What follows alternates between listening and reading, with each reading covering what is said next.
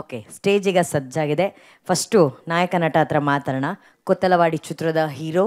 The film has fantastic actor like Prithvi Ambar. But I just want to have one question with Prithvi. ಪೃಥ್ವಿಗೆ ಒಂದು mic ಕೊಡಿ, ತುಂಬ important. ಪೃಥ್ವಿ ಅವರೇ, ಕೊತ್ತಲವಾಡಿ ಸಿನಿಮಾನ Shriraj sir direct ಮಾಡ್ತಿದ್ದಾರೆ, ಅಮ್ಮ ಅಪ್ಪಾಜಿಯವರು produce ಮಾಡ್ತಿದ್ದಾರೆ ಅಂತ ಗೊತ್ತಾಗಿ ಸಿನಿಮಾಗೆ ನೀವೇ ಆ್ಯಕ್ಟ್ರ್ ಆಗ್ತೀರಾ ಅಂತ ಅಪ್ಲೈ ಮಾಡಿದ್ರಾ, ಅಥವಾ ನೀವು ಆ್ಯಕ್ಟ್ರ್ ಆಗಿದ್ದೀರಾ ಅಂತ ಹೇಳ್ಬಿಟ್ಟು ಪ್ರೊಡಕ್ಷನ್ ಹೌಸ್ ಹೆಸರೇನೋ ಚೇಂಜ್ ಮಾಡಿದ್ರಾ? PA ಪುಷ್ಪಾ ಅರುಣ್, ಪೃಥ್ವಿ ಅಂಬರ್, ಎರಡರಲ್ಲೂ PA ಇದೆಯಲ್ಲ, ಹೆಂಗೆ ಇದು ಸಿಂಕ್ ಆಗಿದ್ದು? ಇಲ್ಲ, ಆ್ಯಕ್ಚುಲಿ ಅನೌನ್ಸ್ಮೆಂಟ್ ಆಗೋ ಮೊದಲು ಇನ್ನೇನು ಅನೌನ್ಸ್ ಆಗ್ತದೆ PA ಪ್ರೊಡಕ್ಷನಿಂದ ಅನೌನ್ಸ್ ಆಗ್ತಾ ಇದೆ ಅಂತ ಹೇಳಿದಾಗ ನನ್ನ ನೋಡ್ಬೇಡಿ ಯಾರು, ಕೂತ್ಕೊಂಬ. ಓಕೆ, ಕೂತ್ಕೊಂಡೇ ಮಾತಾಡ. ಬಹಳಷ್ಟು ಜನ ನನಗೆ ಮೆಸೇಜ್ ಮಾಡಿದ್ದಾರೆ, ಆಗ್ಬೋದು ನೀನು ಈಗಲೇ ಪ್ರೊಡಕ್ಷನ್ ಶುರು ಮಾಡಿಬಿಟ್ಟಿದ್ಯಾ ಅಂತ. ಬಡ ಬ್ಯೂಟಿಫುಲ್ ಸಿಂಕ್ ಅಲ್ಲ. PA ಪ್ರೊಡಕ್ಷನ್ ಅಲ್ಲಿ PA ಪೃಥ್ವಿ ಅಂಬರ್ ಅವರ ನಟನೆ. ಪೃಥ್ವಿ, ನಾನು ಆಗಲೇ ಹೇಳ್ದಂಗೆ ಅಮ್ಮ is such a wonderful sweet heart. ಅವರು ಯಶ್ ಸರ್ ಅಂತಹ ಒಂದು ಅದ್ಭುತವಾದಂಥ ನಾಯಕ ನಟನನ್ನು ನಮ್ಮ ಚಿತ್ರರಂಗಕ್ಕೆ ಕೊಟ್ಟಂಥ ತಾಯಿ. ಅವರ ಪ್ರೊಡಕ್ಷನಲ್ಲಿ ಕೊತ್ತಲವಾಡಿ ಅನ್ನೋ ಒಂದು ಸೂಪರ್ ಸಿನಿಮಾದಲ್ಲಿ ನೀವು ಆ್ಯಕ್ಟ್ ಮಾಡ್ತಾ ಇರೋದು, ನಿಮ್ಗೆ ಎಷ್ಟು ಎಕ್ಸೈಟ್ಮೆಂಟ್ ಇದೆ? ತುಂಬ. ಎಲ್ಲಿಂದ ಸ್ಟಾರ್ಟ್ ಮಾಡಬೇಕು ಗೊತ್ತಿಲ್ಲ, ಬಟ್ ಸ್ಟಾರ್ಟಿಂಗಿಂದ ಶುರು ಮಾಡ್ತೀನಿ. ಮೊದಲನೇದಾಗಿ ಶರಣ್ ಸರ್, ಧನ್ಯವಾದಗಳು ಸರ್, ನೀವು ಈ ಇವೆಂಟನ್ನು ಗ್ರೇಸ್ ಮಾಡಿರೋದಕ್ಕೆ. ನಾನು ಈಗಲೂ ಶರಣ್ ಸರ್ ಬಗ್ಗೆ ಒಂದು ಮಾತು ಹೇಳಿ ನಾನು ಮಾತೆ ಮೂವಿ ಬಗ್ಗೆ ಹೇಳ್ತೀನಿ. ನಾನು ಒಂದು ಈವೆಂಟ್ಗೆ ಹೋಗಿದ್ದೆ, ಅಲ್ಲಿ ನಾನು ರೆಡಿ ಆಗ್ತಾಯಿದ್ದೆ. ನಾನು ಯಾರೋ ಬಂದು ಹೇಳಿದ್ರು ಶರಣ್ ಸರ್ ಬಂದಿದ್ದಾರೆ ಅಂತ. ನಾನು ಅಂದ್ಕೊಂಡೆ ಶರಣ್ ಸರ್ ರೆಡಿ ಆಗ್ತಾ ಇರ್ತಾರೆ. ರೆಡಿ ಆದಮೇಲೆ ನಾನು ಅವ್ರನ್ನ ಭೇಟಿ ಆಗಿರಲಿಲ್ಲ. I am is biggest fan, because ನಾನು ಡ್ಯಾನ್ಸರ್. ಸೊ ಇನ್ನೊಬ್ಬ ಅದ್ಭುತ ಡ್ಯಾನ್ಸರ್ನ ನೋಡಿದಾಗ ಅದೇನೋ ಒಂದು ಸೋಲ್ ಕನೆಕ್ಷನ್ ಇರುತ್ತೆ.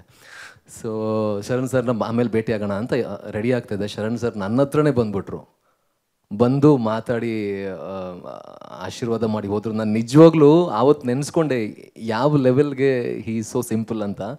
ಒಂದು ಸಿನಿಮಾ ರಿಲೀಸ್ ಆದ ತಕ್ಷಣ ನನಗೆ ಫೋನ್ ಮಾಡಿ ಒಂದು ½ hour ಮಾತಾಡಿದ್ದಾರೆ. ನನ್ನ ಸಿನಿಮಾ ರಿಲೀಸ್ ಆದಾಗ ಯಾವ ಸ್ಟಾರ್ ಮಾಡ್ತಾರೆ ಆ ಥರ. ಅಪ್ಪು ಸರ್ ಒಂದು ಸರಿ ನನಗೆ ಫೋನ್ ಮಾಡಿದರು, ನೆಕ್ಸ್ಟ್ ಫೋನ್ ಮಾಡಿದ್ದು ಶರಣ್ ಸರ್. ಸೊ ಅಂಥ ಒಂದು ಅದ್ಭುತವಾದ ಮನಸ್ಸಿರುವಂತಹ, ಇನ್ನೊಬ್ಬ ಬೆಳಿಬೇಕನ್ನುವಂತಹ ಮನಸ್ಸಿರುವಂತಹ ಅದ್ಭುತವಾದ simple stars. Thank you very much. So ನಾನು ಹೇಳಿದ್ದು ಸ್ಟಾರ್ಟಿಂಗಿಂದ ಸ್ಟಾರ್ಟ್ ಮಾಡ್ತೀನಿ ಅಂತ. ರಾಜು ಸರ್ ನನ್ನ ಮೊದಲಿಂದ ಪರಿಚಯ. ಅವರು ಇದು ನನಗೆ ಹೇಳಿರುವಂಥ 2ನೇ ಕತೆ. ಮನೆಯಲ್ಲಿ ಕತೆ ಹೇಳಿದ್ರು, ಕತೆ ಹೇಳಿದಾಗ ನಾನು ಭಾಳ ಖುಷಿಯಾಯಿತು. ಒಂದು ಹಳ್ಳಿಯ ಸೊಗಡಿರುವಂತಹ, ಹಳ್ಳಿಯ ಮುಗ್ಧ yet powerful, innocent yet very strong character play ಮಾಡಬೇಕು ಅಂತ ಬಹಳ ದಿನಗಳಿಂದ ನನಗೆ ಮನಸ್ಸಿತ್ತು. ಅಂಥ ಒಂದು ಅದ್ಭುತವಾದ ಕತೆ ಇದು. ಕತೆ ಹೇಳಿದ್ರು. ಕತೆ ಹೇಳಿದ ಮೇಲೆ ನನ್ನ ಮಗಳಿಗೆ ಪ್ರಾಯಶಃ 2 ವರ್ಷ ಆವಾಗ, ತುಂಬ ಚಿಕ್ಕವಳು. ಅವಳಿಗೆ ಸ್ಟ್ರೇಂಜರ್ ಆಂಗ್ಸೈಟಿ ಇತ್ತು, ಯಾರನ್ನೂ ನೋಡಿದ್ರು ಕೂಡ ಹತ್ರ ಹೋಗ್ತಾ ಇರಲಿಲ್ಲ. ರಾಜು ಸರ್ ಹತ್ರ ಬಂದ್ಬಿಟ್ಟು ರಾಜು ಸರ್ನ ಹಗ್ ಮಾಡ್ತಿದ್ದಾಳೆ, ಹೋಗಿ ಕಾಲು ಮುಗಿತಿದ್ದಾಳೆ, ಲಿಟ್ರಲಿ ಕಾಲು ಮುಗ್ದು ಹೀಗೆಲ್ಲ ಮಾಡ್ತಾ ಇದ್ದಾಳೆ. ಆಮೇಲೆ ರಾಜು ಸರ್ ಹೋದಾಗ ರಾಜು ಸರ್ ಹಿಡ್ಕೊಂಡು ನಮಗೆ ಬಾಯಿ ಹೇಳ್ತಿದ್ದಾಳೆ. ನಾನು ಇದು ಏನು ಸೈನ್ ಇದು, ಒಂಥರ ತೀರಾ ಡಿಫ್ರೆಂಟ್ ಆಯ್ತಲ್ಲ. ಮೇ ಬಿ ಏನೋ ಒಂಥರ ಗಟ್ ಫೀಲಿಂಗ್ ಬರುತ್ತಲ್ಲ, ಏನೋ ಒಂದು ಇಂಪಾರ್ಟೆಂಟ್ ಆಗಿರ್ಬೋದಪ್ಪ ಈ ಫಿಲ್ಮು ಅಂತ ನನಗನ್ನಿಸ್ತು.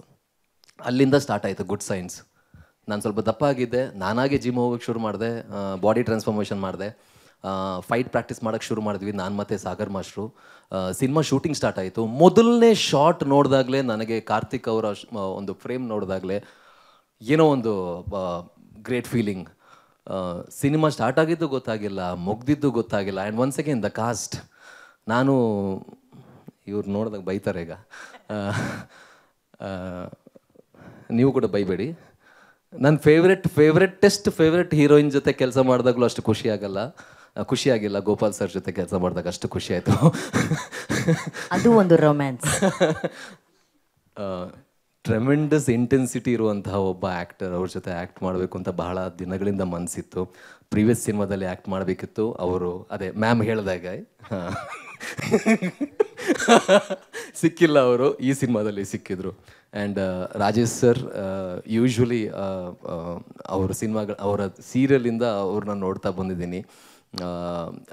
Bean is tremendous fan. So ಇವರಿಬ್ಬರ ಜೊತೆ ಸ್ಕ್ರೀನ್ ಶೇರ್ ಮಾಡುವಂಥ ಅವಕಾಶ ಈ ಸಿನಿಮಾದಲ್ಲಿ ಸಿಕ್ತು. ಕಾವ್ಯ ಕೂಡ ತುಂಬ ಚೆನ್ನಾಗಿ ಮಾಡಿದ್ದಾರೆ. ಆ್ಯಂಡ್ ಮಾನ್ಸಾ ಮ್ಯಾಮ್ ಎಲ್ಲರೂ ಕೂಡ ತುಂಬ ಚೆನ್ನಾಗಿ ಬಂತು, ಎಲ್ಲನೂ ಚೆನ್ನಾಗಿ ಆಗ್ತಿದೆಯಲ್ಲ ಈ ಸಿನಿಮಾದಲ್ಲಿ ಅಂತ ಅನಿಸ್ತಾ ಬಂತು. ಆ್ಯಂಡ್ ಯಾವಾಗಲೂ I use to go back to that point when ನನ್ನ ಮಗಳು ಇವ್ರ ಕಾಲು ಇಡ್ತಿದ್ಲಲ್ಲ, ಅದೇ ಪಾಯಿಂಟಿಗೆ ಹೋಗ್ತಾ ಇದೆ. ಎಲ್ಲ ಆಯಿತು, ಸಿನಿಮಾ ಮುಗೀತು, ಇನ್ನೇನು ಎಲ್ಲ ರೆಡಿ ಆಗಬೇಕು ರಿಲೀಸ್ಗೆ ಅನ್ನೋ ಅಷ್ಟರಲ್ಲಿ, ಅಂದರೆ ಮೊದಲಿಂದ ಹೇಳ್ತಾ ಇದ್ದಿದ್ದು ಒಂದೇ, ಇವರು ಪ್ರೊಡಕ್ಷನ್ ಹೌಸ್ ಅವ್ರು ಹಂಗೆ ಹೇಳಿದ್ರು, ಪ್ರೊಡಕ್ಷನ್ ಹೌಸ್ ಅವ್ರು ಹಿಂಗೆ ಹೇಳಿದ್ರು. ಹೌದಾ, ಓಕೆ, ನಿಮ್ಗೇನೊಂದು ಸರ್ಪ್ರೈಸ್ ಇದೆ, ನಿಮ್ಗೇನೊಂದು ಸರ್ಪ್ರೈಸ್, ಆಯಿತು ಸರ್ಪ್ರೈಸ್ ಇರಲಿ ಸರ್, ಇವತ್ತು ಹೋಗೋಣ. ಎಲ್ಲಿಗೆ ಸರ್? ಪ್ರೊಡಕ್ಷನ್ ಹೌಸರ್ನ ಮೀಟ್ ಮಾಡಿ. ಆಯಿತು ಹೋಗೋಣ, ಬೆಳಗ್ಗೆ ಎದ್ದು ರೆಡಿ ಆಗ್ತೀನಿ ಸರ್. ಎಲ್ಲಿ ಸರ್? ನೈಸ್ ರೋಡ್ ಆಯಿತಾ, ಆಮೇಲೆ ಹಾಸನ್ ರೋಡು ಎಲ್ಲಿ ಸರ್ ಪ್ರೊಡಕ್ಷನ್ ಹೌಸು? ಆಯಿತು, ಹೋಗ್ತಾ ಇದ್ದೀವಿ. ಏನೂ ಬಿಟ್ಕೊಟ್ಟಿಲ್ಲ. ಬಿಲೀವ್ ಇಟ್ ಆರ್ ನಾಟ್, ನಮಗೆ ಗೋಪಾಲ್ ಸರ್ಗೂ ಸರ್ಪ್ರೈಸ್, ಎಲ್ಲರಿಗೂ ಪ್ರತಿಯೊಬ್ಬರಿಗೂ ಸರ್ಪ್ರೈಸ್. ಆ ಒಂದು ಸೀಕ್ರೆಟ್ ಯಾವ ಲೆವೆಲ್ಗೆ ಮೇಂಟೈನ್ ಮಾಡಿದ್ರು ಅಂತೆ. ಹೋಗ್ತಾ ಇದ್ದೀನಿ, ಆಯಿತು, ಹಾಸನಿಂದ ಒಳಗೆ ಎಲ್ಲೋ ಓದ್ವಿ. ಒಂದು ದೊಡ್ಡ ಗೇಟ್ ಹತ್ರ, I am not lying, Raju sir ಕೂಡ ಇದ್ದರು. ಕೋಇನ್ಸಿಡೆನ್ಸ್ ಹೇಳ್ಬೋದು, ಕಾಕತಾಳೀಯ ಹೇಳ್ಬೋದು, ನನಗೆ ಗೂಗ್ಲಿ ಸಿನಿಮಾದ ಹಾಡುಗಳು ಭಾಳ ಇಷ್ಟ. ನಾನು ಆ ಹಾಡನ್ನು ಜಾಸ್ತಿ ಕೇಳ್ತಾ ಇರ್ತೀನಿ. ಗೇಟ್ ಮುಂದೆ ಆ ಹಾಡು ನನ್ನ ಕಾರಲ್ಲಿ ಪ್ಲೇ ಆಗ್ತಾ ಇದೆ. ಒಂದಷ್ಟು ಹೊತ್ತು ಕಾದ್ವಿ, ಯಾರೋ ಬಂದರು, ಕೀ ತೆಗೆದ್ರು, ಒಳಗೋದ್ವಿ, ಅದೇ ಹಾಡು ಕೇಳ್ತಾನೆ ಹೋಗ್ತಾನೆ ಇದ್ದೀನಿ. ನಾನೊಂಥರ ಅಭಿಮಾನಿ ಅಂತೆಲ್ಲ ಅಲ್ಲಿ ಬರ್ತಾ ಇದ್ದೆ. ಬಂದು ಹೀಗೆ ಕಾರಿಂದ ಇಳಿದೆ, ಮನೆ ಓಕೆ, ಹಿಂಗೆ ಹೋಗ್ತಾ ಇದ್ದೀನಿ. ಮ್ಯಾಮ್ ಸ್ಟೆಪ್ಸಲ್ಲಿ ಇದ್ದಾರೆ. ನಾನು ಒಂದು ಸೆಕೆಂಡ್ ನಿಂತೆ, ನಂಗೆ ಮುಂದೆ ಹೋಗ್ಬೇಕಾ ಹಿಂದೆ ಹೋಗ್ಬೇಕಾ, ಏನಾಗ್ತಾ ಇದೆ ಅನ್ನೋ ಟೈಪು. ಹೋದೆ, ಮ್ಯಾಮ್ನ ಮೀಟ್ ಮಾಡಿದೆ, ಸರ್ನ ಮೀಟ್ ಮಾಡಿದೆ. ನನಗೀಗಲೂ ನೆನಪಿದೆ, ಎಲ್ಲ ಮಾತಾಡಿ ಎಲ್ಲ ಆಗಿ ವಾಪಸ್ ಹೋಗೋವಾಗ ಮ್ಯಾಮ್ಗೆ ನಾನು ಕಾಲಿಡ್ದಾಗ ಅವ್ರು ಹೇಳಿರುವಂಥ ಮಾತು, ನನ್ನ ಮಗನಿಗಿಂತ ಚೆನ್ನಾಗಿ ಬೆಳೆಯಪ್ಪ ಅಂತ. ಸೊ ಅಂಥ ಮಾತು ಪ್ರಾಯಶಃ ಯಾರು ಹೇಳ್ತಾರೆ. ಆ್ಯಂಡ್ ನನಗೆ ಮಿಡ್ಡಲ್ಲಿ ಏನೋ ಒಂದು ಸಮಸ್ಯೆ ಆಯಿತು. ಆ ಸಮಸ್ಯೆ ಆದಾಗ ಪ್ರೊಡಕ್ಷನ್ ಹೌಸ್ ಅವ್ರಿಗೆ ಸುಮ್ಮನೆ ಹೀಗೆ ಶೇರ್ ಮಾಡಿದೆ ರಾಜು ಸರ್ ಹತ್ರ, ಇರಿ ನಾನು ನಿಮ್ಗೊಂದು 5 ನಿಮಿಷದಲ್ಲಿ ಫೋನ್ ಮಾಡ್ತೀನಿ ಅಂತ ಹೇಳಿ. ಆ ಸಮಸ್ಯೆ ಯಾವ ಲೆವೆಲ್ಗೆ ಬಗೆಹರಿಸಿದ್ರು ಅಂದರೆ, ನಮ್ಮ 10-15 ಒಂದು ದಿನದಲ್ಲೇ ಮನೇಲೇ ಇದ್ರು ತುಂಬ ಜನ. ನನಗೆ ಯಾರಪ್ಪ ಇದು ಪ್ರೊಡಕ್ಷನ್ ಹೌಸ್ ಈ ಲೆವೆಲ್ಗೆ ಸಪೋರ್ಟ್ ಮಾಡ್ತಾರೆ ಅಂತ. ನಿಜವಾಗ್ಲೂ ಅವ್ರ ಮಗನ ಥರನೇ ಎಲ್ಲರನ್ನ ನೋಡ್ಕೋತಾರೆ. ಆ್ಯಂಡ್ ನಿಜವಾಗ್ಲೂ ಹೇಗೆ ಎಸ್ ಸರ್ ವಿದೌಟ್ ಬ್ಯಾಕ್ಗ್ರೌಂಡ್ ಬಂದು ಒಂದು ಎಂಪೈರ್ನ ಕ್ರಿಯೇಟ್ ಮಾಡಿದ್ರು, PA ಪ್ರೊಡಕ್ಷನಿಂದ ಮ್ಯಾಮ್ ಖಂಡಿತವಾಗಲೂ ನನ್ನಂತಹ ಇನ್ನಷ್ಟು ಬ್ಯಾಕ್ಗ್ರೌಂಡ್ ಇಲ್ಲದಿರುವಂತಹ ಕಲಾವಿದರಿಗೆ ಆಸರೆಯಾಗಿ ನಿಲ್ತಾರೆ. ದೊಡ್ಡ ಫಿಲ್ಮ್ಗಳನ್ನು ಅವ್ರಿಗೋಸ್ಕರ ಮಾಡ್ತಾರೆ ಅನ್ನೋ ನಂಬಿಕೆ ನನಗಿದೆ.